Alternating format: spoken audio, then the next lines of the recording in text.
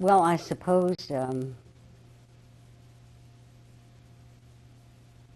one has to confess to being a workaholic. That's for starters.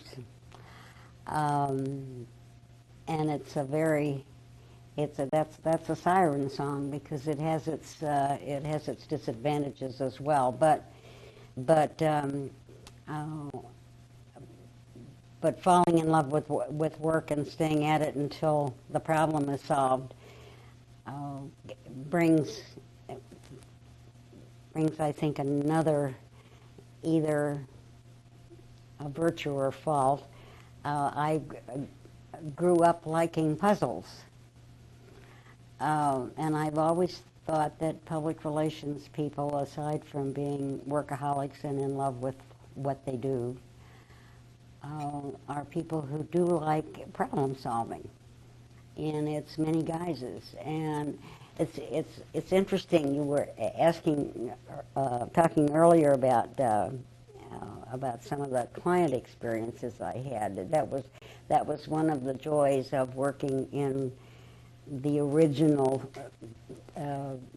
play school toys, because you had to learn a lot about preschool behavior and preschool development with some of the geniuses at the time, Bruno Bettelheim and others at some at Yale University. Before much had been known about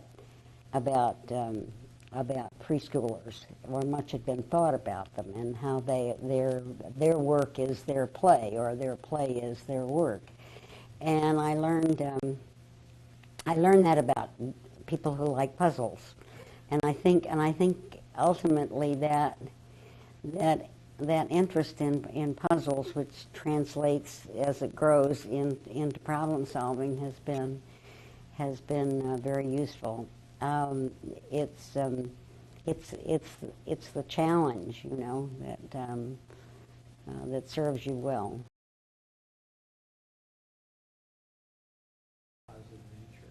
Well, I think I had mentioned earlier that I worked in radio, which had all kinds of disciplines as far as writing is concerned. Prior to that time, I had, through school, been a writer, but mostly for print, for college magazines and that kind of thing. So that my experience in radio was the first time I was ever challenged to write for The Voice, and it, as I said, it has served me very well, including the fact that I can remember well that I wrote the house commercials for a B. White furniture store, and in a minute commercial you had to mention B. White furniture store at least 12 times, and that's a challenge and a trick I've never forgotten. But that was very healthy and very new. I mean, we're talking late 40s, and writing for The Voice was really quite rare. Even today, there are not that many schools in terms of their education for public relations which offer courses in speech writing. And let me tell you that speech writing, the keys to the kingdom, certainly in the corporate world, because you do have to understand the issues that an executive, particularly CEOs, want to convey. You have to be able to listen to their voice styles, learn how they think, so that a speech for you is quite different than a speech for someone else. And so that's a very valued skill today in public relations. So I have appreciated the fact, I'm a great believer in providence. That probably is something else that has characterized my career in public relations, because unlike the textbook wisdom, I never really had a plan. And I think it's obvious from some of the recital here. I did not know or understand or had heard of public relations, and yet I was prepared for it at its moment in time, back post World War II, and I do think that that sometimes, if you're too hard and fast about planning, it can get in the way of some very exciting times.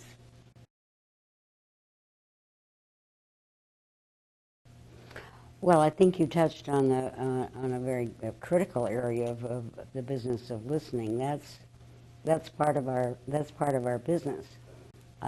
Not simply to listen to our clients, whether they are clients within an organization or company, or clients that are outside and served by an agency. Because if we are to be truly involved in terms of building strong and trustworthy relationships with the publics that a company wishes to serve, or with whom a company wishes to relate, then we've got to be the ear. We've got to listen, because the whole business of one-way communication, of course, which was our stock and trade in our early years, just simply won't do. And we have to be able to listen to those audiences and listen to what their different needs and their reactions and their opinions and their values are, and translate those for the company or the client that we serve, and actually be a champion for those particular audiences and their viewpoints. Not necessarily that the client has to buy in and accept those views, but the client must respect and appreciate those views, so that we are that broker between those audiences and the companies, be they for profit, not for profit, whatever organizations that we serve, so that to get to your original question, if someone is not a good listener, an astute listener, then I fail to see how he or she can be very successful in this business. In fact, not to be a good listener is to be arrogant in our particular world. I also think that surely there can be none in our population now who believe that they can they have such influence that they can make or break a story. I mean, that was part of our early history as well. That too is another kind of arrogance in the practice. So, and then I see people, and I'm sure that we can't escape this conversation without talking about trust and ethics and honest behavior, because if those characteristics are not part of the warp and woof of what we do and our actions and what we insist on from the organizations that we serve, then we are not true public relations people, or not true corporate communications people, whatever name or guise or umbrella under which we stand. But if we are not people of ethical personal behavior, then I don't see how we can suddenly be champions for ethical behavior in the marketplace. Well, I'm not sure that we wear an A or a B or a C on our forehead or on our chest or anything like that. But I think that there is a certain style that, generally speaking, identifies or characterizes a public relations person. And let me put it this way.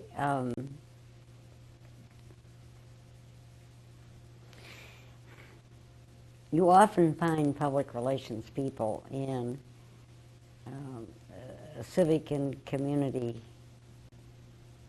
affairs that have nothing to do with their daily bread.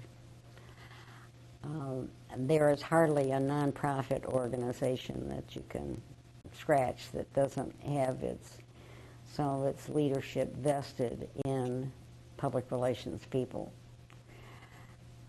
If you're sitting around such a table for a nonprofit organization with a board or a committee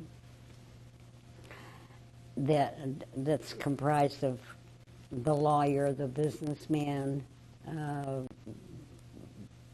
the advertising man or woman, the ordinary citizen, you can usually tell who's the public relations person because